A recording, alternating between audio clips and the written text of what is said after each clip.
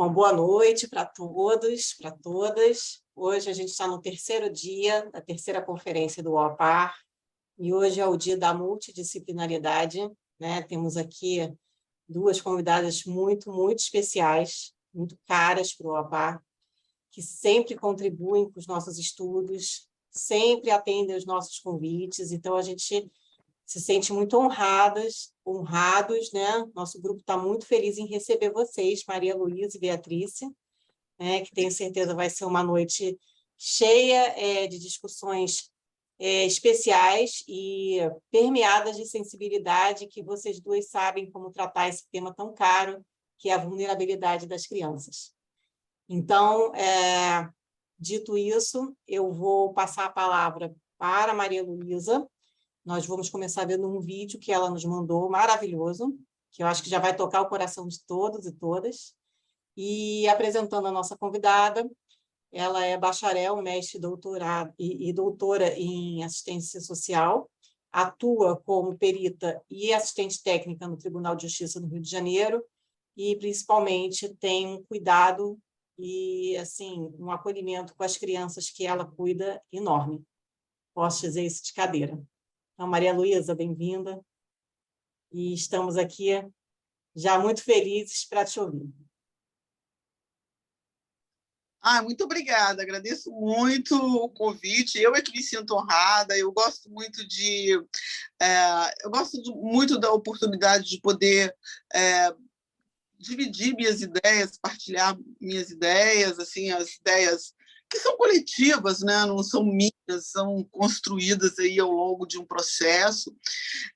Então, para mim, é muito bom estar aqui do lado da Beatriz também, e eu estou vendo que a Thaís está aí, minha coautora, nós trabalhamos juntas já em 2 artigos, um que saiu pelo IBDFAN, outro pela revista Argumento, e também agora vai sair um artigo numa coletânea sobre o serviço social no sistema de justiça na América Latina, que vai ser nossa primeira publicação num livro em inglês.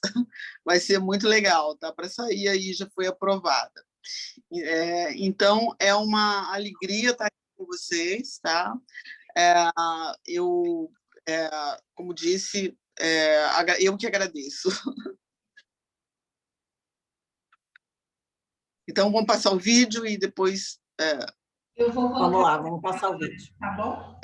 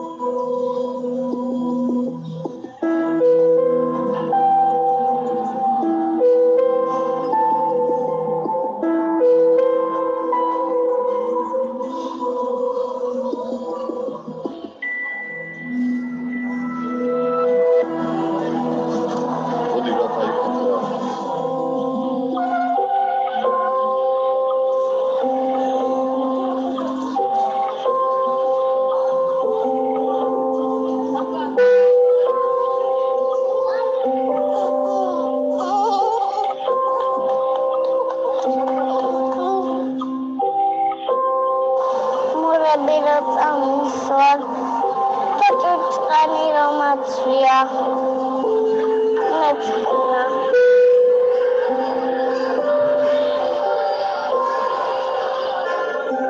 Wow.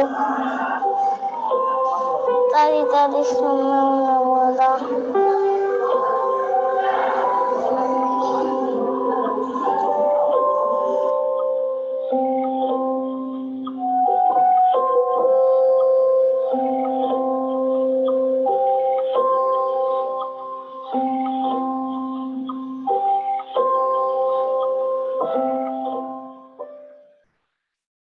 Ficou ruimzão. Sonrisal é dublação. A azia não te deixa trabalhar.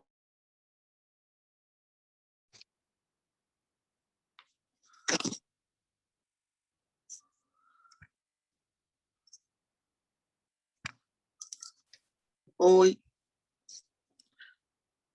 Vamos Boa lá. noite. Alô, alô. Oi, estamos te ouvindo bem.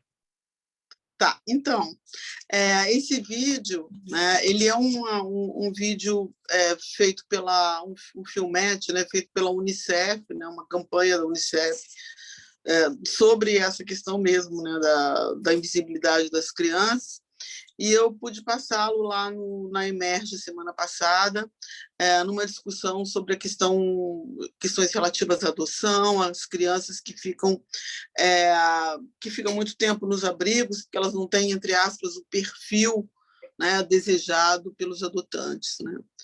Então, isso me faz pensar também que eu acho que é uma discussão que é preciso alargar, né, e que eu tenho estudado muito com as pessoas com quem eu faço interlocução, com a Thaís, com a Camila, enfim, com a Cláudia, a equipe da PUC, né, sobre o princípio do melhor interesse da criança. Quer dizer, como é esse princípio, a gente vendo um vídeo desse, consultando os dados, né, da política, das condições de vida das crianças brasileiras, a gente acaba por concluir que o princípio ele é mais retórico, né, porque os dados aqui no Brasil eles são estarrecedores, né? Tem uma pesquisa, né, um estudo encomendado pelo Ministério da Saúde que aponta que 14,2% dos brasileiros de até 5 anos de idade estão com alguma deficiência de vitaminas ou mineral. E 47% das famílias que têm crianças nessa mesma faixa possuem algum grau de insegurança alimentar, né? O acesso à creche, hoje mesmo eu entrevistei uma mãe que teve que deixar a filha dela com os tios do marido porque ela não conseguiu uma vaga numa creche. O déficit no Brasil era de 5 milhões de vagas em creches públicas. Tá? Isso para as crianças que têm o perfil, né, das famílias que têm o perfil que acessam a vagas nas creches públicas, né? Então, parece que a questão da convivência familiar nas varas de família torna-se a última trincheira do princípio do melhor interesse da criança, né? Onde o princípio do melhor interesse da criança ele é chamado a vigorar, né, via essa questão da convivência familiar, que é o que trata aqui, né? Quando se fala de alienação parental, na base de tudo isso está a questão da convivência familiar e comunitária, né?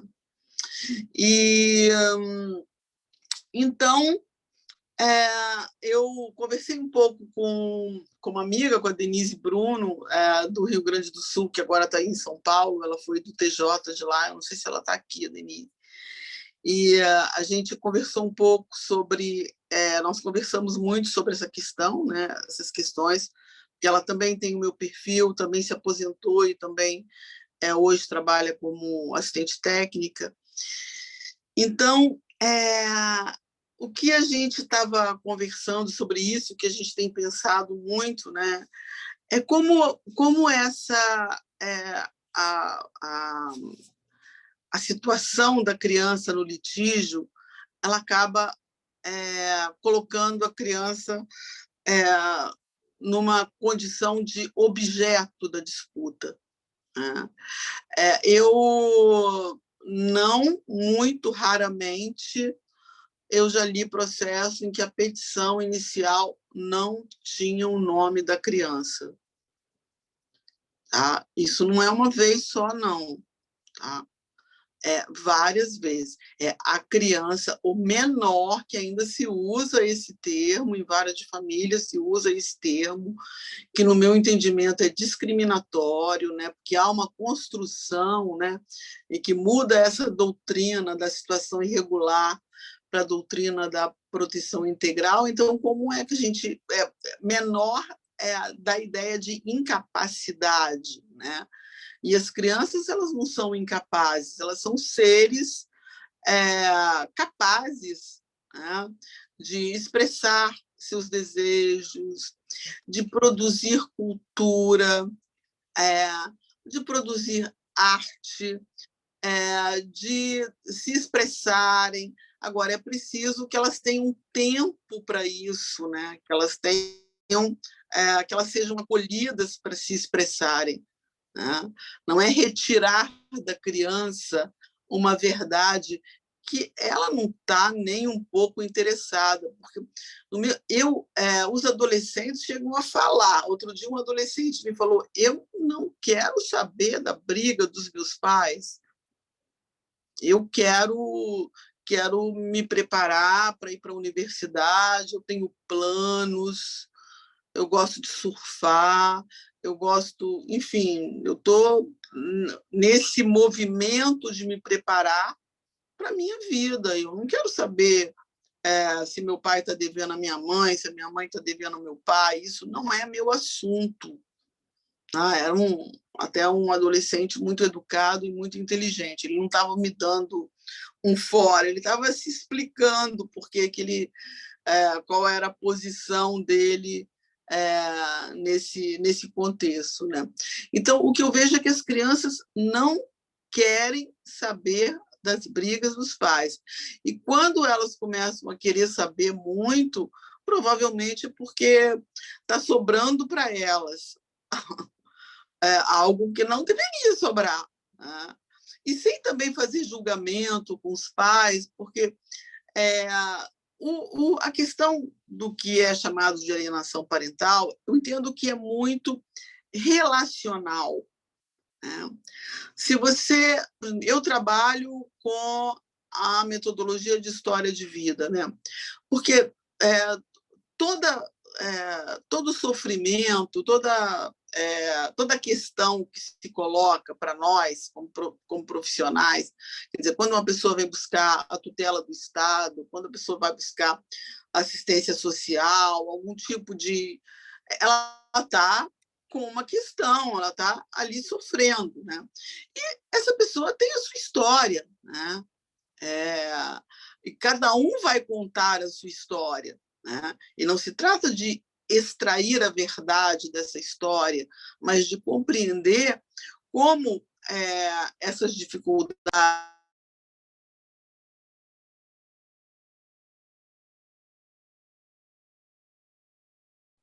Acho que ficou sem som, Maria Luísa. Pois é. Agora voltou. Voltou. Como essas dificuldades, quer dizer, eu estava dizendo que também não se trata de culpabilizar, no sentido de moralizar os pais, né? Eu acho que a separação é uma época de muitas perdas, tá? Separação, quando um casal se separa, ele sempre envolve perda. Perdas financeiras, que tem que dividir, né? Perdas simbólicas, né? Sociais mesmo, aquela família que se apresentava como família, né? Ela não aquele projeto de vida que foi né, que ruiu. Então, principalmente nas famílias que cultivam valores mais tradicionais, religiosos, culturas que são muito misturadas com a questão da religiosidade, a separação é muito violenta mesmo, porque as pessoas, nas sociedades tradicionais, elas se casam com a comunidade, né? Não é um casamento só eu e você, resolvemos casar. Não, isso envolve um compromisso com a comunidade, né? Então, é sofrido, né? E, ao mesmo tempo, as pessoas que se separaram, que estão também refazendo a sua vida, né? As pessoas que estão nos litígios, eles estão refazendo a sua vida, também estão procurando outros parceiros, às vezes tendo outros filhos, tendo que mudar de cidade, porque conseguiu um emprego em outra cidade. Hoje em dia, o capital ele é muito móvel, né? O trabalho ele é muito móvel, as pessoas mudam muito de emprego, né? Quando eu comecei a minha vida profissional, era bacana você ter uma estabilidade, né? Assim, ficar muito tempo no emprego. Hoje, não. Hoje a gente vive numa sociedade muito mais rápida, né? Vem cá, quanto tempo que eu tenho, Lilibete? Quanto tempo que eu tenho?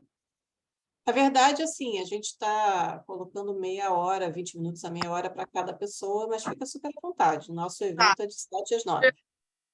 Porque eu estou no celular, então eu não consigo ver a Não, hora. está super no horário. Pode ficar à vontade. O ciclo para acho que 25 minutos, aí tá bom também para não Fica cansar. super à vontade, fica super à vontade. Então, eu acho que essa disputa, né, que se estabelece, ela vai trazer sofrimento para a família em geral, ela não traz somente sofrimento para a criança. A criança ela está numa posição mais vulnerável aí, principalmente porque aquela questão ali não lhe concerne, né? Não deveria concernir as crianças, né? Porque ainda tem adultos, às vezes tem o desespero, o sofrimento das pessoas, tem, às vezes, mães ou pais que fazem confidências à criança, né? A criança maiorzinha, assim, a respeito da sua separação. Fala, olha, seu pai isso, seu pai aquilo, enfim, confidenciam coisas do casamento, né? No desespero, na solidão. Na pandemia, então, teve pessoas, as crianças sem escola, dentro de casa, ou com a mãe ou com o pai, né? Então, teve muito na pandemia essa coisa de alternar a semana, né, para não ficar circulando muito. Então, as crianças ficavam naquele sufoco dentro de casa, naquele sofrimento, ouvindo, muitas vezes, né, as mães, os pais, e os pais em trabalho remoto, e eles ouvindo essas histórias de família. Então, a pandemia realmente foi muito dura para as crianças sofreram muito. E a gente está falando aqui, as crianças que estão no meio de litígio, né, são crianças que têm uma família, né, que está ali no embate, né? Por mais delicada que seja a situação delas, elas ainda estão numa situação de ter uma família que oferece, né, que tem ânimo para ir ao judiciário, pedir a tutela do Estado para regulamentar uma convivência, para alternar a guarda.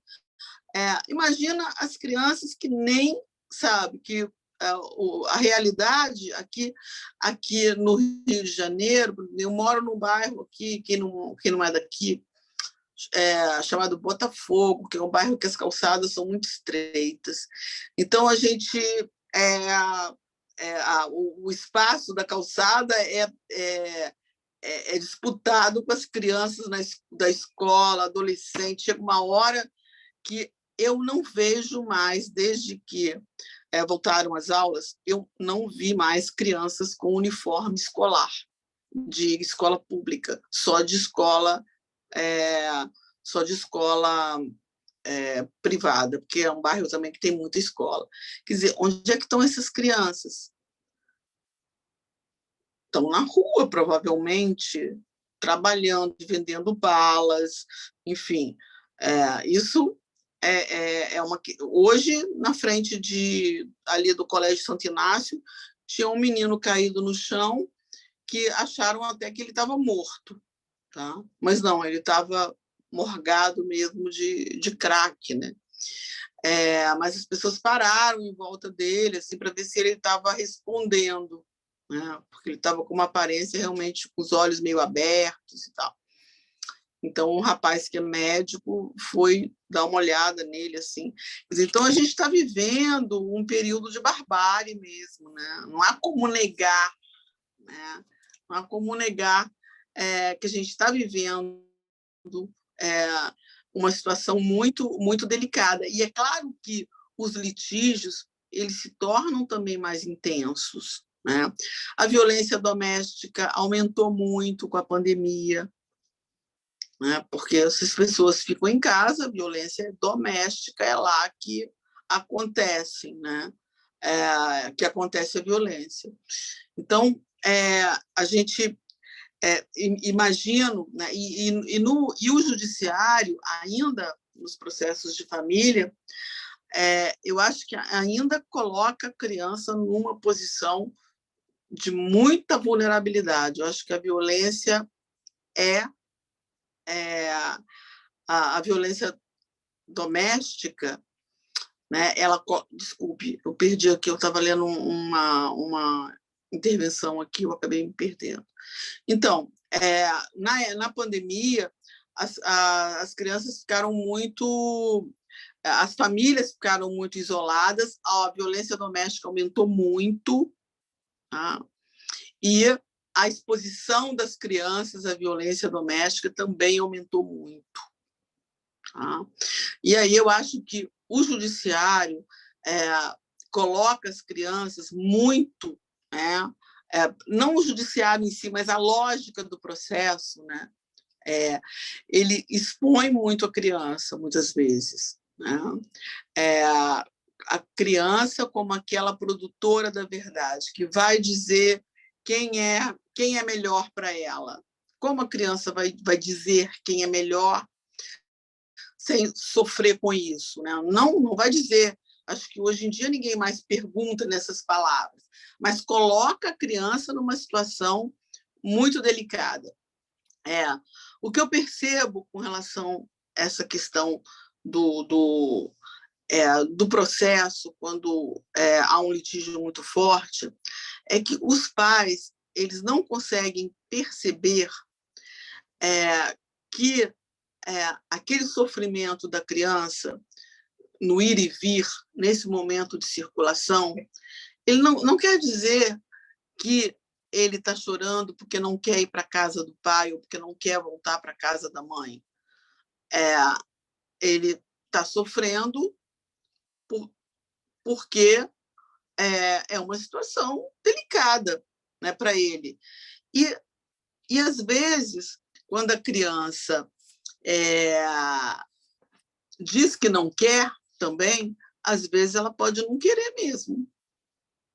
Nem sempre é o outro que está dizendo isso, né? Eu percebo muito que os pais sempre atribuem os problemas da criança ao outro genitor. E aí a criança fica assujeitada. Ela deixa de ser sujeito para estar sujeitada. Né? Peraí, tem uma pessoa aqui falando. É melhor depois, né? A gente... É porque eu estou no... Primeiro pode acabar a sua fala com calma, depois a gente vai abrir para discussão, para perguntas. Fique à vontade, fica tranquilo. Tá bom. Então, eu acho que fica muito difícil, né? A criança viver plenamente a condição de sujeito quando ela está no meio de uma batalha legal. É sempre difícil, eu preciso ter muita sensibilidade. Essa questão de quem é o alienador e quem é o alienado, ele já ela já em si já coloca a criança ela já distorce muito a lógica, né? Porque se é uma construção, é uma história, essas pessoas, esse casal, ele tem uma história que foi construída, essa é uma questão relacional. As pessoas, muitas vezes, os ex-casais, eles são complementares, né? Então, eu acho que são essas as questões assim que mais me assolam, né? No dia a dia em vara de família, né? Quer dizer, como a criança, como é difícil, como a sociedade não ouve a criança, não é só o pai, a mãe, ou o judiciário, é a sociedade em geral. Tudo que a criança, os desejos da criança, há uma influência que ela teria tido do outro. Nem sempre. Onde é que está a criança aí, o sujeito? À medida que a gente vai amadurecendo, a gente vai aprendendo o que quais são as características que são que a gente herdou, né? E aquilo que é nosso mesmo, que a gente não herdou de ninguém, né? Tem coisas que a gente não herda de ninguém, que são características mesmo pessoais, assim como também as crianças já têm isso desde pequeno. A criança, ela nem tudo que ela diz, né, é influência do pai que está falando mal da mãe, ou da mãe que está falando mal do pai, ou da mãe que está fazendo uma sedução com a criança, ou do pai que está fazendo uma sedução com a criança. É a questão relacional, né? E isso é uma coisa que chateia muito as crianças. Eu vejo as crianças assim, elas chegam a falar mesmo: eu não queria estar aqui, eu não gosto, né, de falar desses assuntos, eu não gosto de tratar de questões de adultos, né? Porque são questões de adultos, que os adultos deveriam ser capazes de resolver. Mas também é preciso compreender, como eu disse, que não é fácil também vivenciar uma separação, não é fácil vivenciar a reconstrução da paternidade e maternidade depois do rompimento. Enquanto está junto, as pessoas se ajeitam, né? Mas após a separação é muito difícil dividir o cuidado, dividir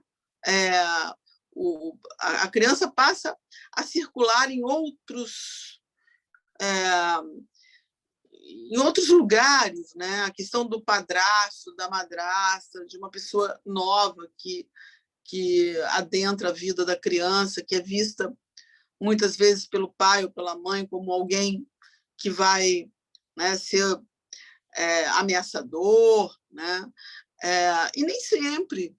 Padrasto e madrasta, muitas vezes, podem ser pessoas que vão agregar muito à vida das crianças. E, na maioria das vezes, é isso que eu vejo. Porque nós que trabalhamos em várias famílias, a gente só vê o que dá errado, né? A gente não vê o que dá certo. Esse talvez seja o nosso vício, né? Onde é que está o que dá certo? Onde é que está o que funciona, o que vai bem? Os casais que de fato compartilham de forma genuína a guarda da criança. E também, eu acho até um recado assim, que eu quero deixar, nós não temos ainda pesquisas quantitativas e qualitativas sobre guarda compartilhada e alienação parental, pesquisas assim sobre o resultado, né? Tem pesquisas teóricas e tal, empíricas também, mas pesquisas em cima de autos, por exemplo. Existe uma crítica do movimento de mães, né, que a alienação,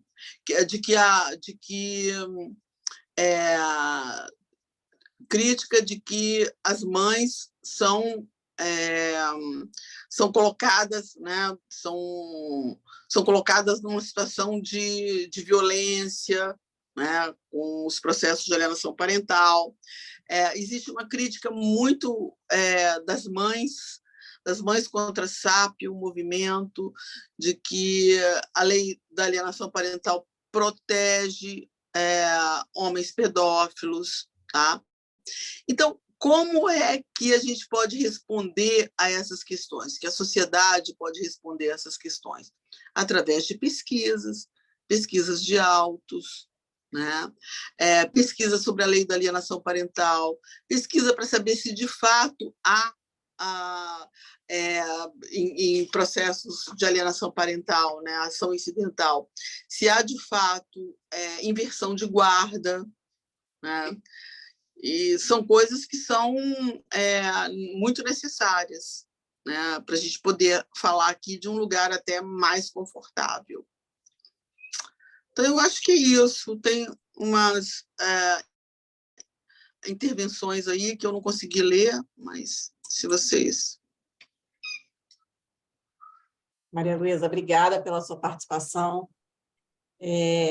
Eu acho que você falou 2 pontos assim, que foram muito importantes, eu acho que calam fundo nos operadores de direito. Você falou que o princípio do melhor interesse da criança, né, ele é retórico. Eu acho essa fala muito forte, né, porque a gente passa, ainda mais nós advogados, tentando defender o princípio do melhor interesse da criança. Então, a gente ouvir de uma assistente social que tem esse profundo conhecimento, né, da prática, e que ouve crianças e vê a dor de famílias dia a dia, falar para a gente que ele é retórico, causa uma preocupação danada, né? Porque se a criança ela é objetificada e você não se dá nem o trabalho de colocar o nome dela numa petição inicial, quer dizer, olha o grau de invisibilidade que você tem desse ser humano, né, vulnerável, né, e ainda em fase de formação. Então, acho que isso coloca muito a gente para pensar. E eu acho que outro ponto que você falou também bem importante é que a alienação parental ela é relacional, né? Porque se você se separa, né, e você se separa não só do seu companheiro, da sua companheira, mas de uma comunidade, né, essa dor também ela vai reverberando nessa comunidade. Então, a alienação parental ela reverbera também nessa comunidade. Quando você tem a violência da alienação parental praticada contra a criança, né, ela reverbera em pais, nos avós, em tios, em primos. A gente sabe que quando você tem uma criança alienada e, por exemplo, uma mãe que não deixa... Uma mãe ou um pai que não deixa ir numa festa de família, é um avô que não é visto, é um bisavô, é um irmão de um segundo casamento que não é visto, que até nasceu e o outro irmão não conhece. Então, essa questão relacional realmente é muito importante, eu acho que a gente tem que pensar também. Acho que você não deixa de invisibilizar também a criança ao colocar a alienação parental como relacional, porque dentro do sistema ninguém está enxergando ela, né? Só está enxergando as brigas. Eu acho, Carol, que a gente pode deixar as perguntas, de repente, para o final, e a gente agora abre para a Beatriz. Tudo bem? Então, eu vou agora anunciar a nossa querida Beatriz, que é psicóloga jurídica e terapeuta familiar sistêmica, tem mais de 11 anos de experiência como psicóloga do Ministério Público, também é formada em Direito, a gente não pode esquecer disso. Então, Beatriz tem os dois olhares, né? O que só deixa a fala dela e o trabalho dela mais especial. Também é uma profissional que tem um profundo respeito e cuidado com as crianças. Também posso dizer de cadeira que já vi o trabalho dela, que é de excelência. E te agradeço por, mais uma vez, aceitar o nosso convite, mais uma vez compartilhar seu conhecimento conosco. E pode ser ter certeza, essa fala também vai reverberar muito aí nas nossas discussões e nos nossos grupos de estudo. Seja bem-vinda, Beatriz. Obrigada, eu tenho que agradecer muito ao APA a oportunidade, o convite. É sempre um prazer estar aqui com vocês, discutindo, debatendo, trocando ideia. E o tema que vocês me propuseram também é um tema muito caro, que me toca muito de perto, né? Essa invisibilidade que as crianças têm no meio dos processos litigiosos. Toda vez que a gente fala de crianças invisíveis, no direito, a gente pensa logo naquelas que estão nos orfanatos, nos abrigos, né, que não conseguem ser adotadas mais, ou que sofrem violências nas ruas, e a gente não consegue olhá-las. E, no entanto, quantas crianças, filhas de famílias bem constituídas, crianças que são da classe média, até da classe alta, crianças que têm as melhores escolas, se vestem com as melhores roupas, são totalmente invisíveis quando estão no meio de um processo judicial também. A gente não consegue vê-las, não só as partes que estão envolvidas, mas até os profissionais que estão envolvidos. Muitas vezes a gente fala dela o tempo todo, ela é o alvo da disputa, é a criança fulana, fulano, fulano, e ninguém olha para ela, ninguém vê o sofrimento que ela está passando. Aqui eu vi que a Lenita também está aqui, eu fico muito contente por tê-la aqui. Ela é uma pessoa que pode falar de cadeira de todo o sofrimento que uma criança tem quando vive um litígio desse, né? O quanto isso é preocupante, até porque ela muito bem sabe, dizem que os americanos, quando não estão fazendo guerra, estão fazendo pesquisas, né? Ao contrário, eles são expert em pesquisas. E uma das pesquisas americanas mostrou que o evento de maior estresse emocional é, em primeiro lugar, o luto, é a perda de um ente querido, ou pai, ou mãe, ou filho. Esse é o primeiro lugar. Mas logo depois dele vem o divórcio, a dissolução da união estágio, o fim de um casamento, o fim de uma união. Isso tem sentido, né? Porque também é um luto em vida, porque o outro continua vivo, continua aí, mas já não existe mais na sua vida. Então também é uma morte de alguma coisa. As pessoas, quando se casam, quando elas se unem, elas fazem um castelo de fantasias, de expectativas, é muita coisa envolvida, né? Não é só o dinheiro, meu, seu e outro, mas é a energia, é o afeto, é o tempo que você se dedica àquela pessoa, àquela relação. Então, tem muito de cada pessoa investido numa relação. Quando algo dá errado, uma das pessoas arranja uma terceira e sai da relação, há um abandono, há uma traição, ou simplesmente não quero mais, enfim. Não cumpre aquela expectativa, né, do seremos felizes para sempre e viveremos nesse castelo de sonhos. Aquilo deixa um buraco muito grande, é muito devastador. As pessoas, em geral, quando vivenciam esse momento, ficam desequilibradas emocionalmente. Isso é pesquisa, tem lá nos dados americanos, mas nem precisa, basta você olhar em volta, né? Tem a experiência de vida, os casos que a gente convive, conhece no nosso dia a dia, já mostram quantas pessoas ficam abaladas, sofridas, instáveis, desequilibradas nesses momentos. E é nesse momento que a pessoa está assim, que precisaria tanto de uma ajuda, né? Mas o ser humano é muito engraçado. Se a gente recebe assim uma citação de um processo judicial, rapidinho a gente vai e procura um advogado. Se a gente sente uma dor de dente ou uma dor de estômago, a gente vai tranquilamente num dentista ou num médico. Se a gente está com alguma dificuldade na escola em matemática, contrata um professor particular. Mas se a nossa questão é emocional, se a gente não está bem com a gente mesmo, a gente está sentindo, né, essa angústia, esse embaralhamento emocional, essa dificuldade até, às vezes, de pensar direito, e está deprimido, está ansioso, a gente não procura ajuda, porque isso é declaração de fraqueza. Não pode, a gente tem que lidar sozinho com as nossas próprias questões emocionais.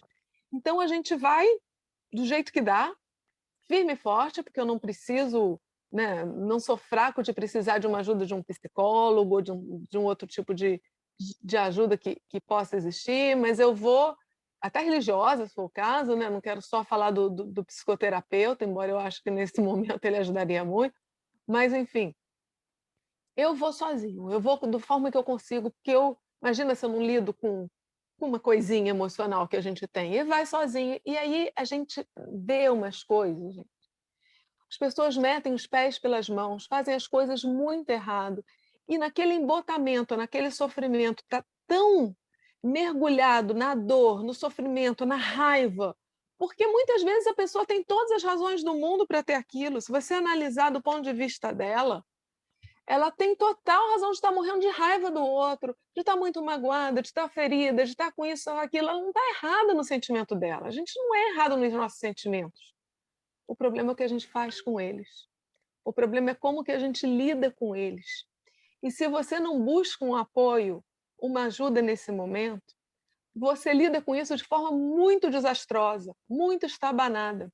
Então, chego nos processos que a gente tem lá no MP, que a gente tem no TJ, que a gente tem por aí, fazendo cada coisa de assim, de cair o queixo, que você não acredita que aquela pessoa, sabe, inteligente, estudada, capaz, sensata, aquela pessoa que sempre foi tão, faz um negócio desse. Porque assim, quando as famílias se desfazem, eu sempre gosto de falar isso para os meus alunos. Quando um casal se separa, é como se aquele. Quando a gente casa, vira dois conjuntos, viram um só, né? Sabe aqueles conjuntos coincidentes da matemática? Eu gosto muito do símbolo, eu não tenho aqui os desenhos que eu levo para a sala de aula, mas imaginem vocês. Vocês lembram de dois conjuntos coincidentes, que são exatamente. Quando a gente se casa, é tudo assim, é tudo nosso. É a nossa família, é o nosso futuro, são os nossos bens, os nossos filhos, é todo o nosso destino, nossa vida, tudo um só. Mas quando o casal não dá certo, o casal se separa, aí tem duas situações possíveis. A primeira é o casal não tem filhos. Se o casal não tem filhos, gente, um pode para Chuí, outro lá para Oiapoque. Um pode não querer mais ouvir falar do outro, não ver o outro nem pintado de ouro. Voltar a ser dois conjuntos totalmente independentes. Ok, tranquilo, não tem filho, isso é possível. E aí consegue, talvez, ficar um pouco mais saudável mentalmente, porque não é obrigado a nenhum tipo de convivência, corta aquilo da sua vida e segue em frente. Mas se o casal tem filhos, não importa o que aconteceu, não importa as razões de mágoa, as razões de raiva, as razões pelo qual um ou outro tem, e com todos os motivos do mundo, todos certos, tem esses sentimentos. Mas se existe um filho, vai ser sempre um conjunto com uma faixa de interação. Vocês se lembram daqueles conjuntos? Como é que eu vou fazer aqui? Deixa eu botar aqui o celular. Que são assim, que tem uma partezinha que faz parte dos dois. Então, o casal, quando se separa com filhos, não tem jeito, nunca mais vai ser dois conjuntos separados, vai ser sempre um conjunto que tem ali uma área de interseção, que pertence aos dois conjuntos. Porque se você pergunta assim, quem é a família da criança? Primeira coisa que vem é o pai e a mãe. Pai e mãe são família da criança. Mas não só o pai e a mãe, né? Também os outros irmãos que são filhos daquele pai e mãe e também outras pessoas que fazem parte só de um dos conjuntos. Não faz parte mais do outro. O avô paterno, a avó materna, tio e tia, primo, prima, irmãos de um lado só, a nova mulher do pai, o novo marido da mãe. Esse conjunto de pessoas que fazem parte do conjunto materno, do conjunto paterno, também são família da criança.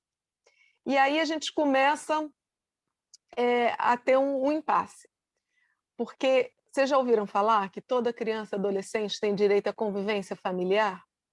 E quando a gente fala que toda criança e adolescente tem direito à convivência familiar, eu não estou falando só do direito de ser adotado, do direito de ser criado em família daquelas crianças que estão abrigadas. Eu estou falando também das crianças que já vivem em família e têm direito a conviver com toda a sua família, com os dois lados da família, com todos os membros da sua família, porque é do interesse da criança se relacionar com todos, ser amada, ser cuidada, ser protegida por todos. Quanto mais pessoas cuidando, amando, protegendo essa criança, é melhor para ela. Então, o interesse da criança, a princípio, né, a não ser lógico em casos que alguém que realmente seja muito prejudicial, mas o interesse da criança é a convivência harmônica, pacífica, amorosa, harmoniosa com todos os membros da sua família, ainda que o seu pai ou a sua mãe não lide bem com os membros da outra família, né? Ou até com seus próprios, porque tem alienação de pai para avó também, do próprio. Enfim, A criança tem direito de conviver com todo mundo e todo mundo tem direito de conviver com a criança. Se uns ou outros não se dão bem, tem motivos de ter mágoa, raiva, rancor, não, tudo isso é tratável, mas não pode chegar na criança. Então, a princípio, esse direito da criança tem que ser preservado. A gente tem que olhar para ela, com o olhar de quem preserva esses direitos dela e aquilo que é melhor para ela, que é essa convivência, esse amor, esse afeto, esse cuidado de todos, né? Então, assim, a gente tem que ter muito cuidado em distinguir o que é da conjugalidade, com todos os motivos de raiva, de rancor, de mágoa que um tenha do outro, do que é da parentalidade.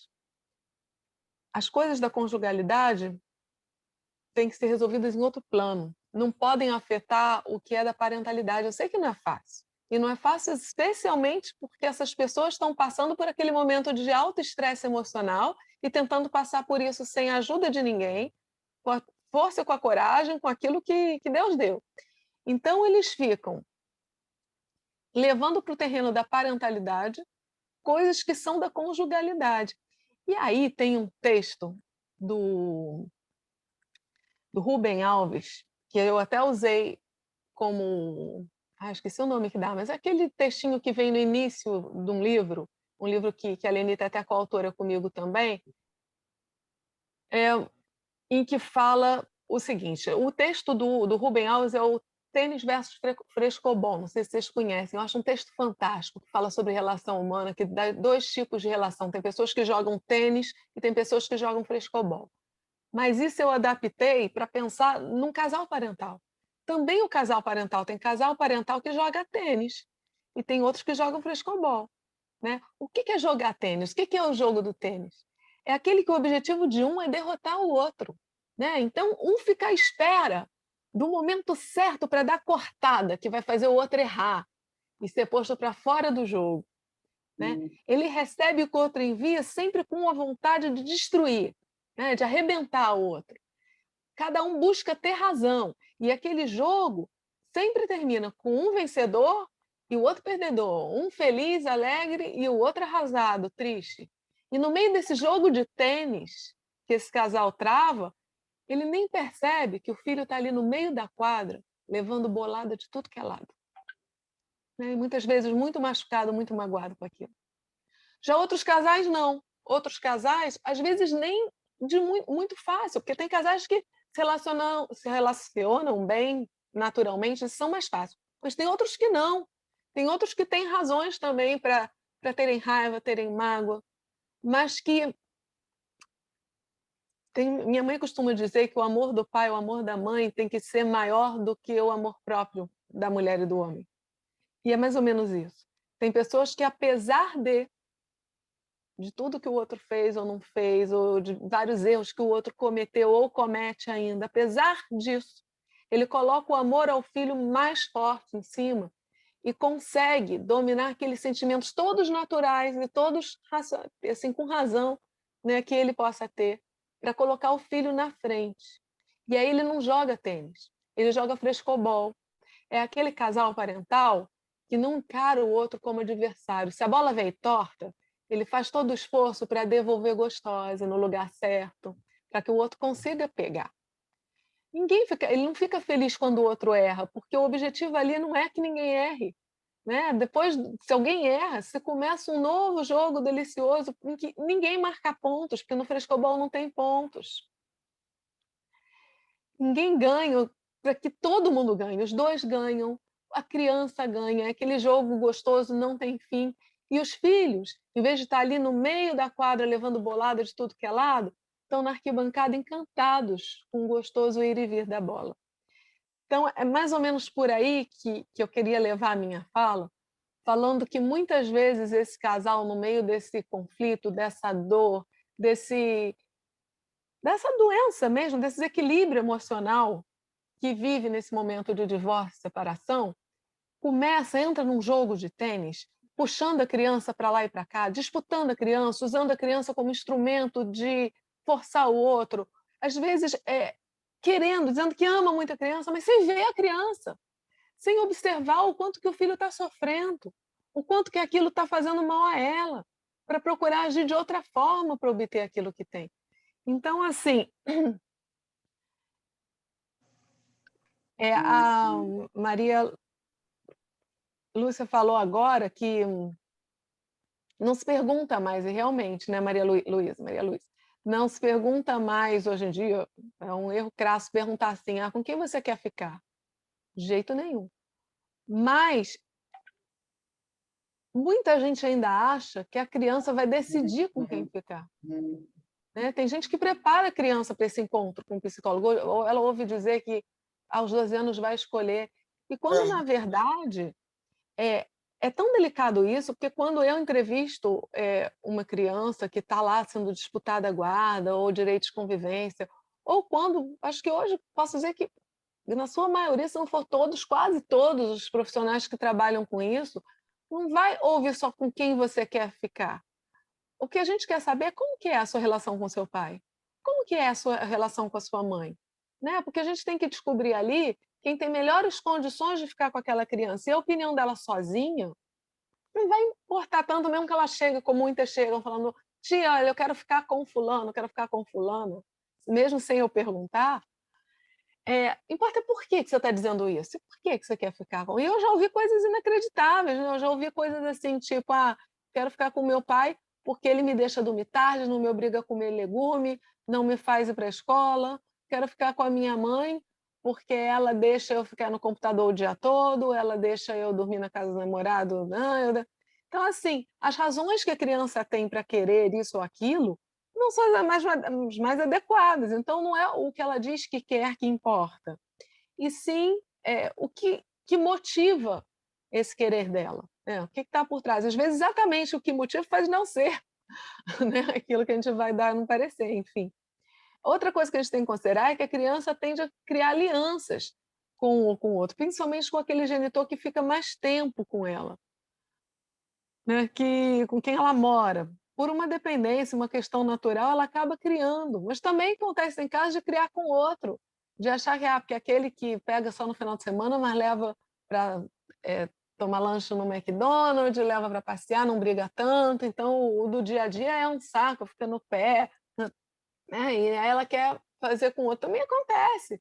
E também já aconteceu casos da criança querer ir morar com o outro, e aí o juiz reverte a guarda, dali a algum tempo, ela fala assim, teve uma que desenhou para mim no papel, como era antes, como era depois, ela desenhou um cérebro assim, na cabeça, né, do bonequinho do pai, de uma cor, da mãe de outro, e depois ela trocou, ela inverteu, ela disse que eles trocaram de personalidade, porque aquele que ficava visitando no final de semana, agora estava com a guarda de todo dia. Então, ficava lá com as funções chatas da educação, né? De cobrar, de ficar mais no pé. E a outra que ficava sempre com essa função, agora estava vendo eventualmente, então estava aquela que só levava para passear. Então, tudo isso é muito relativo. Na verdade, cada vez mais a gente entende que o guardião ideal são os dois. Que os dois participem, compartilhem, convivam com seus filhos, que não exista essa coisa de visita, né? Mas que todos eles sejam participantes ativos da vida do filho. A Maria Luísa falou que faltavam pesquisas aqui no Brasil, mas, em compensação, lá fora são abundantes as pesquisas sobre guarda compartilhada, inclusive guarda alternada, né? Que lá fora, assim, que mora um pouco um, mora com o outro. Tem um livro chamado A Caixa Preta da Guarda Alternada, alguma coisa assim, né? Francês, Livre Noir, né? E ele mostra todas umas pesquisas que são contra. Anos depois, refizeram muitas dessas pesquisas e completaram, e aí tem o livro da Caixa Branca da Guarda Alternada, mostrando todas as vantagens que encontraram, porque não tem como não ter vantagem ter as pessoas que te amam perto de você e na sua vida. Que coisa mais importante do que ter suas figuras parentais como partícipes da sua vida. Então, assim, isso é importantíssimo. Era isso que devia acontecer no mundo mágico, né? Das crianças, os casais se separassem, mas eles resolvessem suas desavenças de uma outra forma, de uma forma mais madura, seja através de terapia de família, seja através de mediação, seja através até da justiça, em muitos casos, mas que a criança ficasse fora disso e o vínculo dela com ambos os pais, a convivência dela com ambos fosse preservada. Esse é o ideal. Mas, ao invés disso, o que a gente encontra não é bem isso. São os casais jogando tênis, ensandecidos, não percebendo seu filho, não percebendo sequer a si mesmos e as consequências daquilo que estão reproduzindo ali. Entram no jogo de tênis que o outro propõe, né? Muitas vezes o outro propõe, mas você entra e fica lá os dois jogando tênis enquanto os filhos recebem bolada. E aí a gente tem as questões das disputas de guarda, da alienação parental, que é uma forma séria de abuso emocional, de abuso psicológico também, de falsas acusações também, que faz um engodo, faz uma enrolação, porque se existe falsa acusação, existem as verdadeiras, e as falsas só prejudicam a detectação das verdadeiras, porque, infelizmente, também é verdade, crianças são abusadas, né? Então, assim, a gente vê que a alienação parental acontece principalmente em dois momentos, ou quando tem a ruptura da vida conjugal e um deles fica com esse sentimento de abandono, de rejeição, e acaba usando o filho como instrumento de vingança. Ou, às vezes, nem é isso, mas um alienador que começa a ver o mundo como... Ele fica muito frágil, muito vulnerável, acaba vendo tudo ameaça muito ele nesse momento, e ele acaba ficando super protetor, vendo tudo como um perigo, vendo o outro como uma ameaça ao filho. Então, fica... Também leva, às vezes, a certas condutas de alienação. De qualquer forma, sendo um caso ou outro, aquela criança acaba sendo desconsiderada como sujeito. Ela fica reduzida mesmo a ser objeto dessa disputa. E muitas vezes advogados, assistentes técnicos, auxiliam nessa invisibilização da criança, auxiliam nesse botar fogo nessa disputa, né? Aumenta o litígio, ao invés de conduzir esses conflitos de uma forma mais serena, mais favorável à criança. E essa relação da criança com o alienador muitas vezes fica simbiótica, fica tendo efeito negativo a todos, enfim. Aí que a gente vê, gente, casos assim, pais ou mães que fazem campanha desqualificadora e desmoralizadora do outro, insulta, desvaloriza o outro o tempo todo na presença do filho. Pais ou mães que buscam controlar o tempo, o afeto do filho pelo outro genitor. Monitora mesmo, sabe? Ficou tanto tempo, quero ficar tanto. Ou seja, confidenciam, como a Maria Luísa já disse, aos filhos com detalhes, todas as mais experiências que tiveram com o outro. Tenta programar a criança para rejeitar, para odiar o outro. Um liga, o outro se recusa a chamar, não entrega as cartas, não entrega os presentes, tenta destruir de todas as formas os vínculos afetivos existentes entre a criança e o outro. Pessoas que fazem tudo para dificultar ou impedir o contato da criança com outro genitor. E ele faz isso organizando atividades no horário da visita, deixando o filho com qualquer pessoa, menos com o outro, ou usando qualquer pequeno pretexto, assim, qualquer pequena alteração necessária como pretexto para cancelar, não ter a visita. Ameaça os filhos quando percebe, eles demonstram que estão com saudade ou gostariam de ver o outro. E, ao mesmo tempo, simula um esforço enorme em convencer os filhos a encontrar o outro e fica dizendo que os filhos é que não desejam. Então, tudo isso acontece. Também é verdade que, às vezes, os filhos não desejam. Também é verdade que, às vezes, são os filhos que não querem. Normalmente dentro de um contexto, né? Tem casos em que, por exemplo, os filhos presenciaram muita violência doméstica. Eles têm horror àquele genitor, porque aconteceram coisas que deixaram eles arrepiados. E eles têm resistência ao pai, aquele genitor. Isso também tem que ser considerado. Uma coisa que me incomoda muito é as pessoas que são críticas à alienação parental colocarem isso como a alienação parental é uma forma de oprimir a mulher e de proteger o abusador. Gente, nem uma coisa nem outra. Isso é, de novo, botar no cenário, no foco, o homem e a mulher, o pai e a mãe, sabe? Primeiro, alienação parental, a letra dela não fala só de um caso ou de outro. Já atuei em diversos casos em que o alienador era o pai, e foi ele que foi punido, e foi a mãe que foi beneficiada. Já atuei em diversos casos em que o abuso sexual ficou constatado, então viram que não era uma falsa denúncia. Então, assim, eu acho que nesse ponto o judiciário, em regra, não estou dizendo que não haja exceções, sempre azar, mas em regra é bastante cuidadoso E não é de imediato que se inverte uma guarda, de imediato que se taxa uma acusação de falsa. Tem todo um trabalho criterioso das equipes para identificar qual é a dinâmica, o que está acontecendo ali. O que eu percebo é isso. E aí, quando batem no martelo que a alienação parental é só uma forma de oprimir mais a mulher, eu sou mulher e sou totalmente a favor do feminismo e sou totalmente a favor da igualdade. Só que aqui, a rainha do cenário não pode ser a mulher e não pode ser o homem também. Embora a gente tenha que considerar sempre essas questões de violência doméstica, a gente sempre, e não só nesses casos, acho que em qualquer caso, a gente tem que considerar toda essa questão, né, dessa sociedade que bota o homem como mais poderoso mesmo, a opressão que a mulher sofre, a gente tem que considerar as violências que a criança vivencia, tudo isso tem que ser considerado. Agora, daí a reduzir a questão da alienação parental a apenas uma forma de oprimir a mulher é de novo tirar a criança do cenário, é de novo deixar visível o sofrimento dela, sabe? O que ela sente também. Então, se eu tenho uma criança que está sofrendo alienação parental, é interesse dela que isso seja também combatido, que isso seja apontado, que isso seja eliminado da forma que for possível pelo judiciário.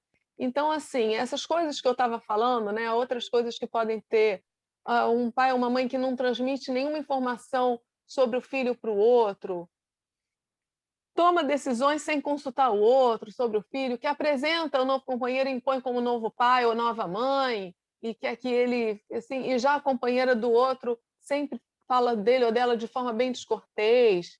Enfim, essa pessoa que pratica isso está praticando alienação parental e precisa ser combatido. É bom dizer também que a alienação parental tem níveis, né? O Richard Gardner fala de leve, médio e grave. Eu gosto mais de pensar no ato em si que foi praticado e vem desde o primeiro nível, que é esse que eu estava falando até agora, desqualificação, evitação de contato, monitoramento do afeto, até o segundo, terceiro e o quarto nível. O segundo é quando começa a ter invenções, coisas que não aconteceram, mas se cria situações de maus tratos, para que a criança crie um medo de ir para determinada, não quero que você vá na sua avó, meu filho, porque quando você ia lá, ela te beliscava com aquela unha grossa e você voltava todo machucadinho.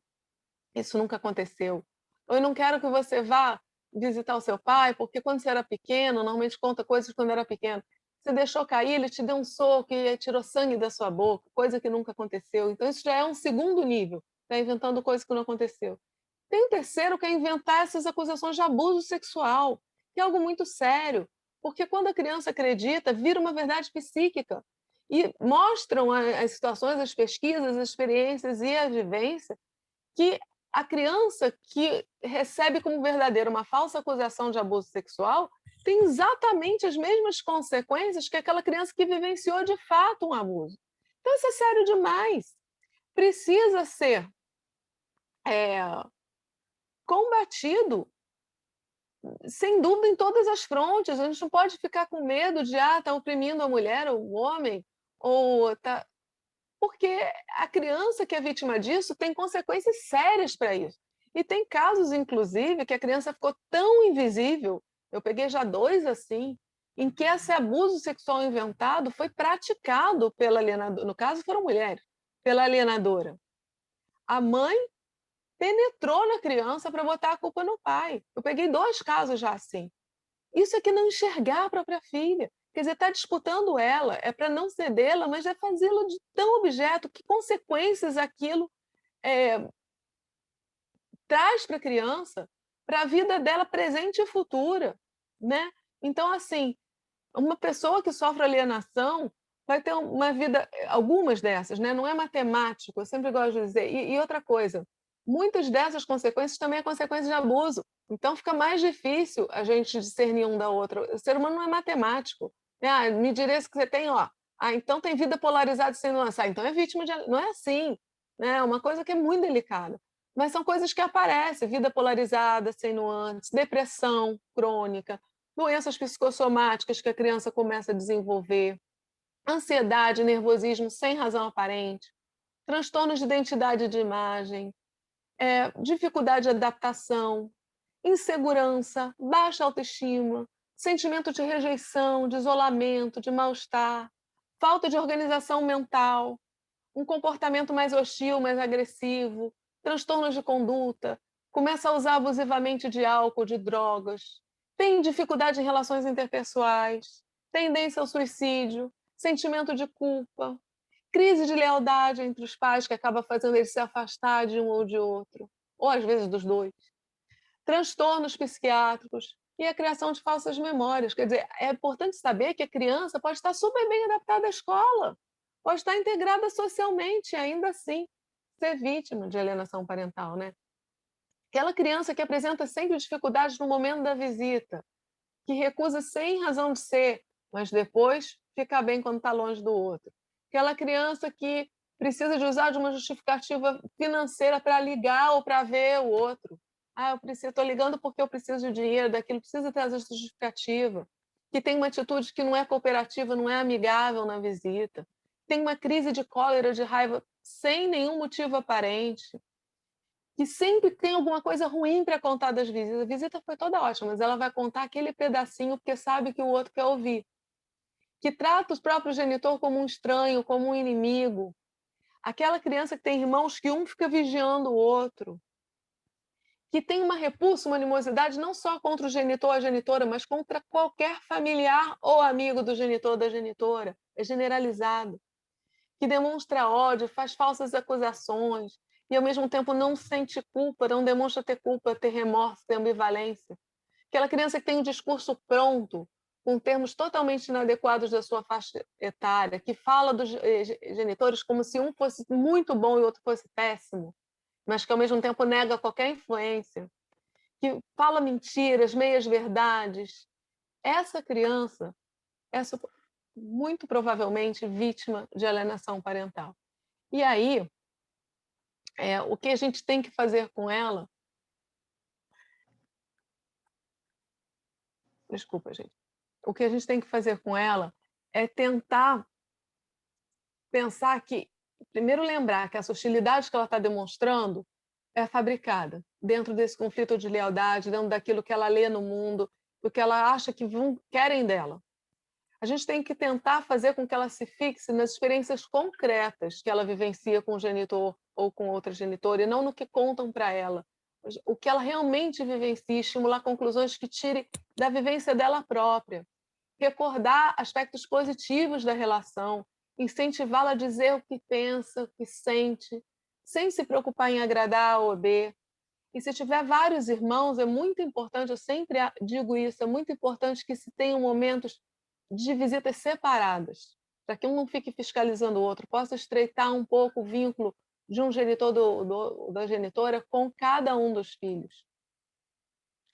Esse genitor ou genitora que está sendo alienado, ele precisa ser informado sobre os mecanismos da alienação, ele precisa entender o que está acontecendo com o filho dele, para poder passar melhor por isso. Mas, ao mesmo tempo, ele precisa ser orientado a não usar o filho nessa guerra, a não entrar, não lutar com as mesmas armas, não usar o filho para provocar o alienador, para não pegar sentenças e outros documentos para convencer o filho, ficar mostrando essas coisas para ele. Independente do que aconteça, para ele ser assíduo nas visitas, estar lá, estar presente, mostrar para o filho que ele, não importa o que aconteça, ele se interessa e quer conviver com ele. Tem que mostrar para ele que a melhor forma de combater a alienação, a forma que ele tem, é oferecer ao filho uma vivência real e sadia de uma relação baseada no amor mesmo. Num ambiente que é oposto àquele que o alienador oferece, um ambiente onde o filho pode manifestar tudo o que sente, inclusive tudo o que sente de bom pelo alienador. E tudo bem, que ali ele pode sentir amor pelos dois, que ali ele pode demonstrar afeto por todos, ele não vai ficar sendo orientado para, mas você não vê que a sua mãe faz isso, seu pai faz aquilo. Isso é muito importante para alguma saúde mental da criança. Se a pessoa que está sendo alienada olha para o seu filho e o vê, ele vai ter que ser super-humano, passar tudo o que está sofrendo pelo bem do filho, para construir esse ambiente possível para ele, para que ele tenha o mínimo de saúde mental. também orientá-la a aproveitar os momentos com filhos, né? Para se divertir com ele, para criar elas, ao invés de ficar só falando do processo, da briga, do litígio, do alienador, de jeito nenhum. Ao mesmo tempo, se a gente tiver como cuidar um pouco do alienador e tocar um pouco nele, tentar conscientizá-lo um pouco da importância que o outro tem para a vida do filho, da diferença que há na relação conjugal que eles tiveram, da relação parental, do quanto isso pode ser danoso para a criança. Estimular também ele a retomar a sua própria vida, encontrar novos interesses, entrar numa nova relação amorosa, né? Ajudar a passar aqueles seus sentimentos e chegar ao chamado divórcio psíquico, que é quando a pessoa se sente inteira de novo sozinha, sabe? Não está mais...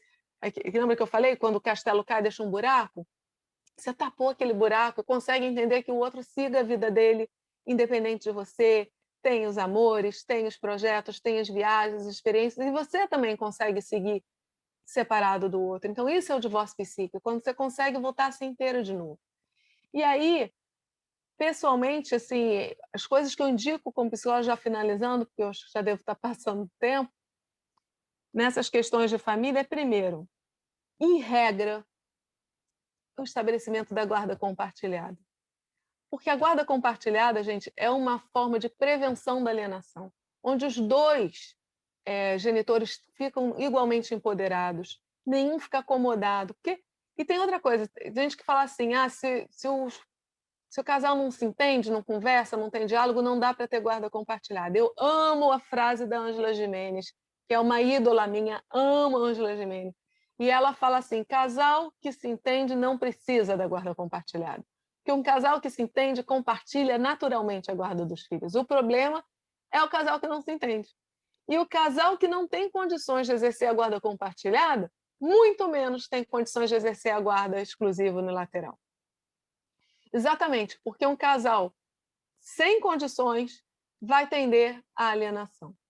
E aí, se você fala assim, se você não conversar com ele, não dá para compartilhar a guarda, aquela mãe alienadora, aquele pai alienador, que não conversa e que não quer compartilhar a guarda, nunca mais é que vai conversar. Aí senta no pudim, aí é que é mole. Vai ficar com a guarda eternamente para si. Então, ao contrário, o estabelecimento da guarda compartilhada assegura o direito da criança a conviver amplamente com os dois genitores. Além disso, empodera ambos, desacomoda ambos.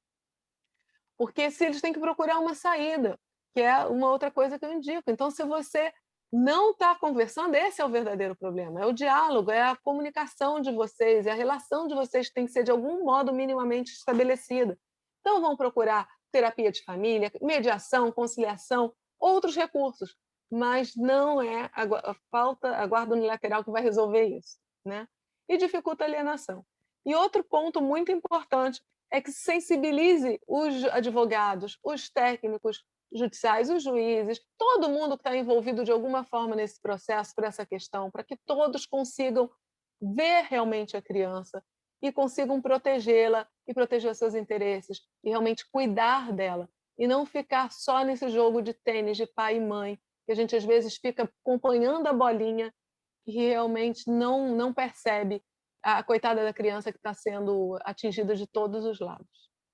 Acho que era mais ou menos isso que eu tinha para falar com vocês. Obrigada. Beatrice, muito obrigada. Que aula, né? Que aula sobre inúmeros aspectos da alienação parental. A gente só tem a te agradecer, né? Eu acho que assim, o jogo do frescobol e o de tênis foi assim, repercussão geral. Todo mundo aqui no chat, todo mundo ficou pensando sobre isso, porque é a mais pura verdade, né? É um grande jogo de tênis e a criança só sofrendo bolada e ninguém vendo que ela está se machucando com isso, né? Outro ponto que você falou também, logo no início, o luto, né? O luto pela pessoa viva, né? Você está no luto porque é uma separação difícil, até como a Maria Luísa falou, é uma separação da comunidade, você não separa só do seu ex ou da sua ex, você separa da família inteira dele, de amigos, e que depois são comparsas de uma alienação, podem ser também, né? E dentro desse luto, você tem que se esforçar para dialogar, porque você vai continuar dialogando, porque eu acho que quando o casal se separa, nunca mais quero ouvir falar dele. Isso acontece, isso é ótimo para quando você não tem filhos, mas quando você faz o conjuntinho, né? Você vai ter que falar com aquela pessoa pelo menos até os 18 anos das crianças. Isso eu falo muito para os meus clientes. Olha só, você vai ter que conversar com essa pessoa até os 18 anos da criança, seu filho. E não tem jeito. Então, a guarda compartilhada, como você bem colocou, pelo diálogo e pelo esforço do diálogo, é a maneira que você tem de proteger essa criança e não objetificá-la. Então, achei perfeita a sua fala. E, por último, que eu achei sensacional, que é uma coisa que eu acho que para o advogado é difícil compreender, talvez para o leigo também, são esses graus de violência, os graus de alienação parental. Porque quando a gente vai para as medidas do artigo 6º, muita gente critica, mas por que tanta medida, por que essa gradação? Né? Porque assim, a lei tem que ter uma resposta para isso. Né? Assim, eu vejo no chat que tem muita gente sentida com a prática de alienação parental, porque a alienação parental é devastadora mesmo, porque não devasta só a criança, devasta pais, devasta mães, devasta a família inteira. E, com o tempo, você vai ver exatamente isso, que a criança não vai conseguir ser um adulto saudável, vai ter problemas psíquicos, etc. e tal. Então, você precisa de uma gradação. Você precisa de uma gradação que é a resposta da lei, mas essa gradação da violência é uma coisa, sabe, Beatriz, que às vezes a gente não vê. A gente trata tudo como alienação parental, mas essa gradação eu acho sensacional. E talvez, uma coisa, acho que a Ângela Gimenez que ela fala também, ela faz uma audiência logo de início, e se ela vê que está acontecendo alienação, ela logo adverte. Então, de início, ela já adverte. Porque se vier uma nova alienação parental, você tem gradações e você vai aplicando essas gradações até uma eventual inversão de guarda ou você realmente impedir que aquele genitor ou genitora conviva com a criança, não é verdade? Então, acho que essa gradação é uma coisa que a gente tem que pensar também e refletir. Não só na hora que a gente está reportando o quadro fático para o juiz, mas os nossos pedidos também. Vale a pena você chegar e já pedir uma inversão? Acho que não. Por quê? Porque eu acho que a criança precisa do convívio de pai e mãe, como você bem falou. Né? Então, acho que, assim, agradeço mais uma vez. Vamos abrir para a pergunta. Carol, você chegou o pessoal chegou a colocar alguma pergunta, alguma questão específica? São mais desabafos, relatos, mas nenhuma pergunta específica. Mas nenhuma pergunta específica, né? Tá bom. Eu queria, na verdade, perguntar para a Maria Luísa, ainda nessa questão de alienação parental relacional, né? Dentro dessa relação relacional, Maria Luísa, você identifica a prática de alienação parental dentro dessa relação? Eu queria só que você assim, detalhasse um pouquinho essa reflexão, que eu acho que você acabou falando, mas talvez um exemplo concreto, talvez falar um pouquinho mais dessa apelação, relacional, dessa alienação parental como, né, um fato relacional. Foi isso que você falou, né? Sim, quando eu falo relacional, eu estou falando, estou me referindo mais a um conceito que é mais da sociologia, né? Ou seja, o que é uma coisa que ela não tem uma essência, tá? Ela não é um fenômeno isolado, ela acontece em função da colaboração dos dois, tá? Então, por isso que essa dicotomia alienador-alienado, para mim, é um pouco desconfortável, porque eu acho que é uma coisa que é construída na relação. Né? O alienado também, entre aspas, ele também colabora para isso, muitas vezes. É nesse sentido. Aí eu estou falando como a coisa se desenrola. Tá? Ele, como diz numa linguagem mais, dá condição para que o outro também tenha uma atitude que o outro aliene, entre aspas, entendeu? Ele facilita, né? dá motivo para que o outro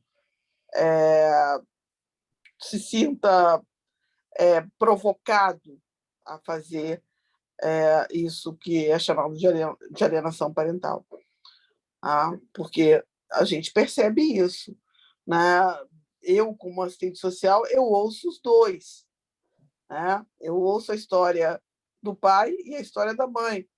E quando você ouve a história dos dois, você percebe que ali tem algo de, sabe, que reverbera no outro, tá?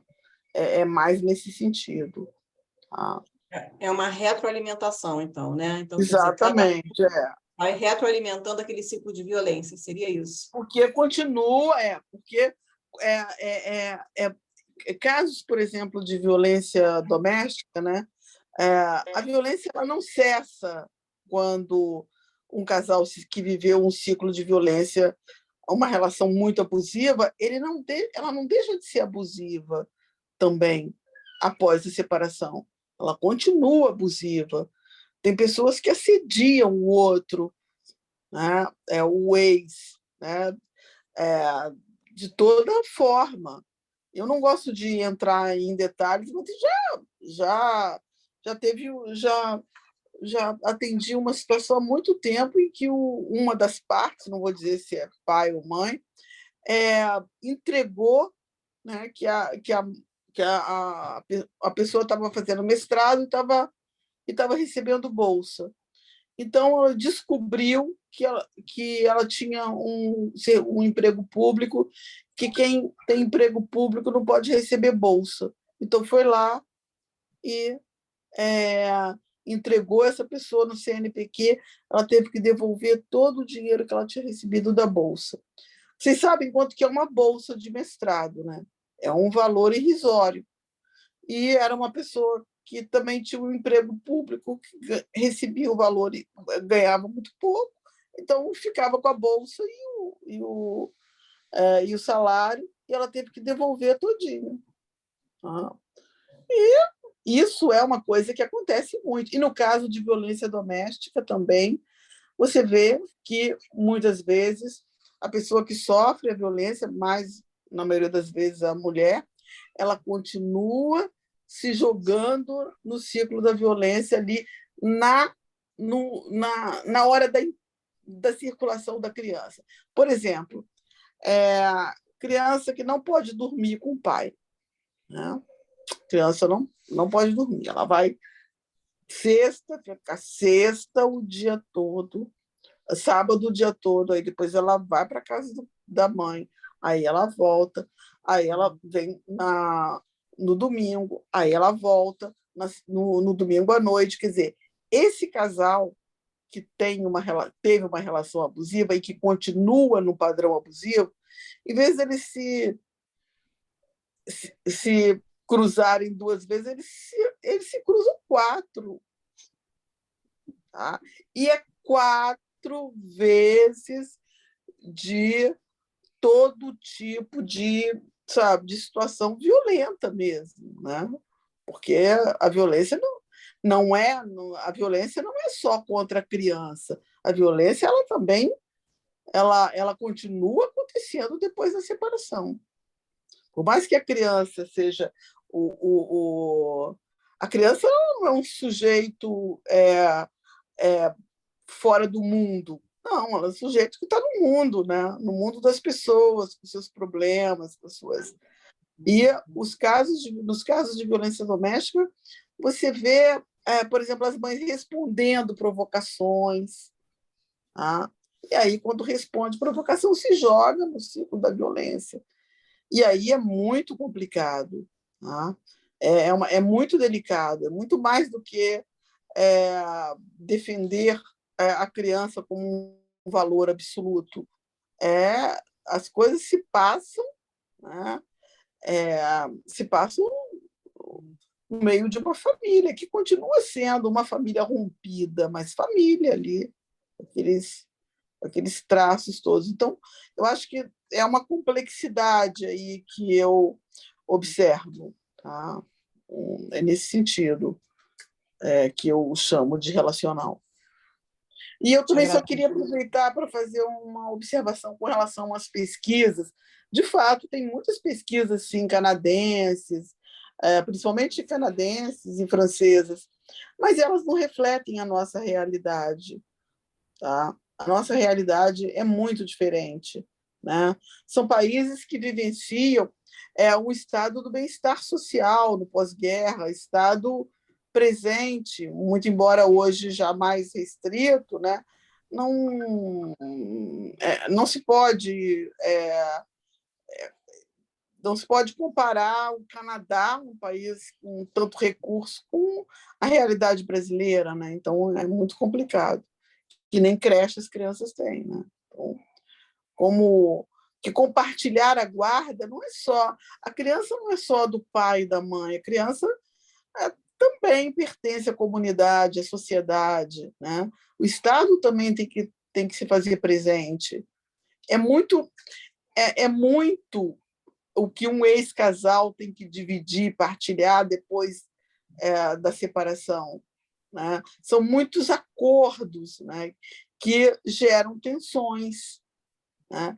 E eu entendo que essa fragilidade do nosso estado de bem-estar social, ela só complexifica as coisas, né? Que se você tem uma boa creche, você tem um bom aparato ali, a coisa fica mais fácil, muito embora a gente veja crianças com tudo em cima, né, com todo o recurso, e os pais não se entendem. Eu acho que esse papel da comunidade aqui no Brasil ele é muito importante, porque quando você tem, por exemplo, país de primeiro mundo em que você tem o Estado presente, como você diz, fica mais fácil de você fazer essa análise. Agora, quando você tem um Estado que, infelizmente, no Brasil não é presente, né? A gente tem conselhos tutelares completamente omissos, né? A gente tem casos de abusos sexuais que ninguém sabe, né? E violências que são cometidas contra as crianças também, que ficam invisibilizadas, né? Como a criança pobrezinha que não vai ter nunca, se ela foi abusada, tudo bem, se ela está sofrendo alienação parental, tudo bem. Então, acho que essa pesquisa realmente é fundamental. Isso é uma coisa que eu acho, é um tema que a gente discute muito aqui no APAR, mas a gente precisaria, assim, acho que de uma força-tarefa mesmo, multidisciplinar, para Precisa pensar mesmo, numa pesquisa direcionada mesmo. E eu acho que uma organização assim como a APAR, ela tem fôlego para isso. A questão é que pesquisa tem que ter fomento, né? Pesquisa é uma coisa cara, tem que ter fomento, tem que ter FAPERJ, tem que ter e as instituições têm os seus recursos, né? Também têm os seus recursos. Eu acredito que a Emerge tenha recurso, e é preciso abrir esses autos, entendeu? É preciso abrir no sentido de que eles sejam, de que se possa fazer pesquisa de autos mesmo, né? Porque eu respeito todo tipo de crítica e todo tipo de... Eu respeito as críticas das mães contra a alienação parental. Se me chamarem para conversar com elas, eu vou, tá? Porque eu acho que é esse o nosso papel, né? Como profissional e como pessoas que estão interessadas em, de fato, construir uma sociedade mais amorosa para as crianças, né? Eu acho que essa questão de gênero, sabe, Maria Luísa, é uma questão que a gente ainda tem que ver com muito carinho, sabe? Porque, assim, a mulher ainda vive dentro do patriarcado. O Brasil é um país extremamente machista, né? É o que até a Beatriz falou. Quando a gente está falando da criança bonitinha, tem sim conflito parental, tem a questão da conjugalidade, tem. Mas mesmo assim, mas quando a gente vai para as classes mais pobres, você vê uma mulher completamente vulnerabilizada, né? E muitas crianças sem pai. A gente sabe, teve agora, quantas crianças agora que tiveram certidão de nascimento sem o nome do pai? Essa é a realidade do nosso país. Em geral, a alienação parental é uma questão de classe média alta, não que não exista na classe baixa, né? Mas a gente vê mais, na classe baixa, a gente vê muito abandono mesmo, abandono afetivo. Pais que não registram. Mais comum. E nesse caso, as mulheres ficam muito numa posição mais vulnerável, porque, na verdade, quando se fala em abandono materno, né? Porque pais nem chegam a registrar. Né? Então, quando uma criança que não foi registrada pelo pai, ela vai parar num abrigo, quem é destituído do poder familiar é a mãe. E aí isso dá ainda outra discussão, porque aí chega também tem uma lei, né? Tem um artigo da lei que diz que a mãe pode fazer uma entrega legal do bebê se ela não quiser ser mãe, mas o direito do pai não é contemplado. Quer dizer, ela pode abrir mão da maternidade, não declarar quem é o pai e tá tudo certo, o bebê é dela.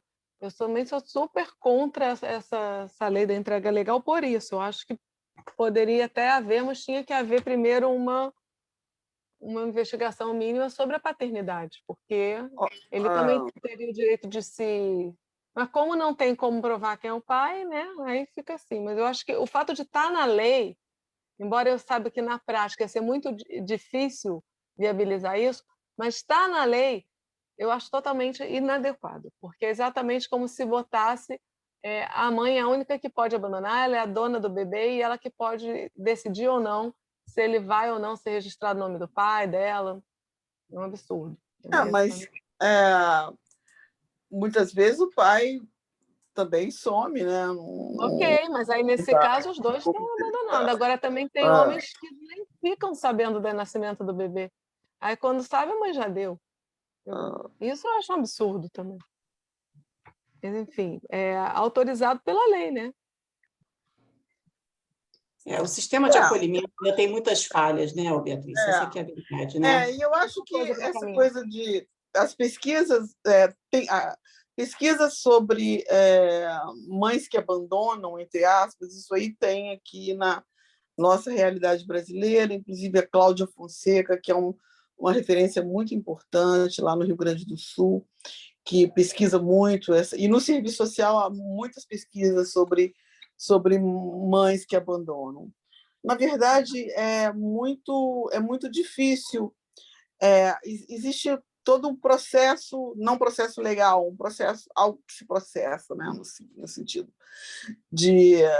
As mães sempre acham que essa criança vai voltar, que ela vai conseguir se reestruturar para ter a sua criança, que a criança no abrigo às vezes está melhor do que com ela. Não vejo muito essa coisa como abandono.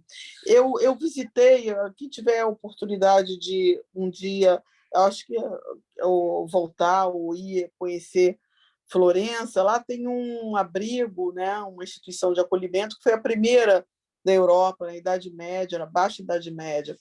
As mães, quando deixavam as suas crianças, hoje é uma instituição de acolhimento maravilhosa, sede da Unicef na Toscana, um lugar de pesquisa, um centro de pesquisa, mas é muito emocionante ver. Tem as fotos, né, das efígies que as crianças, quando chegavam lá na roda, né, quando elas eram entregues com uma medalhinha ou alguma coisa quebrada ao meio, tá? Na expectativa de reencontrar. Então, é muito duro para uma mãe abandonar um filho. Não é uma coisa... não é uma coisa voluntária, no sentido... E fora que tem a questão da diferença de abandono e entrega, né? Abandonar é botar num saco no meio do mar, deixar abandonado a léu sem chance de sobrevivência. Não sei por que está ligando a outra.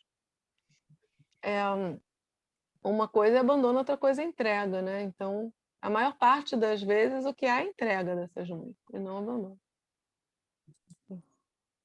E eu queria só agora pontuar para a Beatriz essa questão da resiliência que você falou, né? Quer dizer, você recebe batida, e você tem que tentar de todas as formas dialogar e evitar o revide, e evitar que aquilo se retroalimente. Mas, assim, eu já ouvi de muito cliente meu, dentro de uma advocacia colaborativa, tá? Doutora, agora é demais. agora, não aguento mais. Quer dizer, eles são levados ao limite, sabe? Então, assim, tem muito pai e mãe que segura e chega. E por isso que essas pessoas não podem passar por isso sozinhas. Por isso, nesse momento, terapia é muito importante. Eles têm que se fortalecer, porque não é fácil, ninguém falou que ia ser. Assim, teve uma coisa que a Maria Luísa falou que eu fiquei incomodada, eu não vou conseguir dormir bem hoje se eu não falar disso. Quando ela diz assim, que ela sente que essas pessoas provocaram, de alguma forma, teve até uma palavra que ela usou, mas elas que foram culpadas daquela alienação que sofreram. Quando ela falou isso, cara, eu me lembrei das mulheres assediadas, que durante muito tempo a gente ouve falar que elas também provocaram esse abuso, usando roupa assim, usando roupa assado. Então, assim, dizer que quem sofreu violência provocou a violência sofrida é uma coisa que me incomoda muito, seja lá em que contexto for, né? Tanto Até da porque mulher eu que não foi disse abusada. isso, né? Ah, Até porque desculpa, eu não então disse isso, foi isso tá? que eu entendi. Eu Então, não diria isso, não é o meu entendimento, muito pelo contrário, eu sou bastante feminista, crítica. não, sim, você Eu falou não isso diria aplicado à isso. alienação. Eu não diria isso. Eu estou dizendo que, no processo de pós-separação, as mulheres e homens também se jogam, muitas vezes, na manutenção do litígio como uma forma Sim, de. exato. Mas Não não de maneira percebem e entram na alguma de partida do tênis, né? culpabilização. Eles começam a jogar tênis e aí fica uma coisa de um lado para o outro, eles não conseguem cortar de alguma forma o círculo vicioso. Nisso eu concordo inteiramente. E é isso que você estava falando. Às vezes chega um limite, é muito difícil. Ninguém falou que ia ser fácil. Não é fácil, é difícil, é desgastante, é sobre-humano, mas assim. E tem muita gente que desiste também, né? Quantos pais desistem de conviver com filhos, ou mães alienadas também desistem de conviver com os filhos porque não suportam mais o embate da alienação. Não é um embate fácil, é muito sofrido. Mas, assim, para o bem dos filhos, é preciso que alguém saia da quadra de tênis e tente reverter o jogo. E tente jogar diferente. Porque se entra e fica só rebatendo bolinha de lá e para cá e querendo acabar com o outro e alimentando aquele círculo de ódio, o pior prejudicado é a criança. Não é nem o alienador ou o alienado, que também sai todo mundo em cacaraco, mas mais que tudo são os filhos daquele casal. Então, eu sei que não é fácil, não estou dizendo que não, é barra, é difícil. E para isso, eu acho que a pessoa tem que se cercar de muitos cuidados, né? Seja de terapia, de apoio familiar, de religião, de do que for. Mas tem que se fortalecer com aquilo que tiver à mão dela para conseguir enfrentar isso. Mas se entra no jogo do tênis, aí. E eu acho que a questão do Poder Judiciário também, o Poder Judiciário tinha que olhar com mais carinho para essa parte de mediação e de alongamento de um estudo social e psicológico, porque às vezes uma família precisa de tempo, a gente conversou isso aqui em outro encontro. Uma família doente precisa de tempo de escuta, precisa de análise, você precisa conversar com aquela família ao longo de um tempo. Não Não adianta tem você como fazer só um cumprir, né, estudo. metas de judiciário na vara de família, isso é uma coisa que me arrepia. Né? Os juízes têm que julgar não sei quantos casos em vara de família, gente. Não, é outro tempo. E até porque é preciso também observar. Às vezes você recebe um processo e acabou de mudar o modo como a convivência se dava. É preciso ver os impactos dessas medidas na vida da família, da criança. É preciso observar. Às vezes, o próprio processo de perícia, né, de estudo social, avaliação psicológica, ele também mexe muito com as pessoas, deixa as pessoas numa situação, às vezes, se sentindo muito assustadas com aquilo, né, com aquela situação, e acontecem coisas nesse meio, e é preciso que se observe isso. O meu compromisso, quem vai assinar embaixo sou eu. Exato, concordo. Demanda tempo, não é imediato, não é olhar e saber, né? Tem toda uma maturação das relações. É claro, E eu tem tenho que os meus trabalhar, compromissos, né? tenho os compromissos, né, com o processo e tudo, mas eu preciso de poder observar num tempo que for necessário para poder observar também a dinâmica dessa família, né? O que acontece, os impactos dessa medida. Às vezes Perfeito. acontece um episódio de violência no meio do estudo social. Uhum. E aí? Exato. E aí? Eu acho que a fala de vocês só mostra, né, e por isso que a gente convidou vocês duas, que assim, o olhar do assistente social e o olhar do psicólogo, desses dois profissionais, eles enriquecem muito, muito o olhar dos advogados, dos juízes, dos promotores, porque assim é uma discussão multidisciplinar. A gente precisa sentar para conversar sobre o que a gente está conversando, a gente precisa refletir mais e mais, porque não é um assunto fácil, não é um assunto palatável, e assim são visões diferentes, vivências diferentes. Eu acho que esse brainstorm que a gente faz aqui, a gente leva, né, para o nosso dia a dia e melhora o nosso trabalho. Claro. Então, meninas, só agradecimento para vocês duas, eu não tenho palavras por esses momentos de carinho que vocês deram para a gente, tá? Muito, muito obrigada. Eu que agradeço. Também. Muito obrigada. Até a próxima. Carol, pode, acho que, parar de filmar.